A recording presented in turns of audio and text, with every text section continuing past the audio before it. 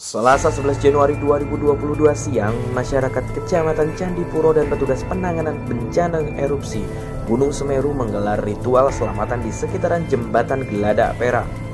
Aneka makanan tersaji di sana, mulai ayam ingkung, sate kambing, berbagai macam kue dan buah-buahan ditata apik dalam sebuah nampak.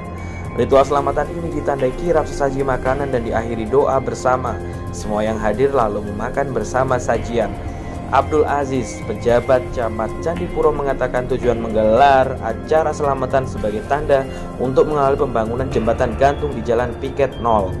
Biar semua selamat, pekerja selamat dan pembangunan cepat dan lancar, ujar Aziz. Soal ritual sesajen, kata Aziz, merupakan hal yang lumrah digelar warga lereng Gunung Semeru.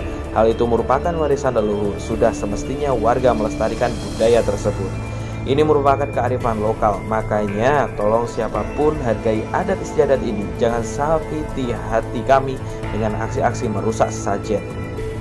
Pantauan di lokasi saat ini, para pekerja sudah mulai membangun pondasi jembatan gantung. Letak jembatan gantung darurat berada persis di atas jembatan lama yang putus ketika Gunung Semeru erupsi awal Desember 2021 lalu. Menurut informasi yang berhasil dihimpun, pembangunan jembatan gantung ditarget selesai dalam waktu 2 bulan. Sedangkan jembatan gantung ini didesain untuk bisa dilewati pejalan kaki dan maksimal pengendara sepeda motor.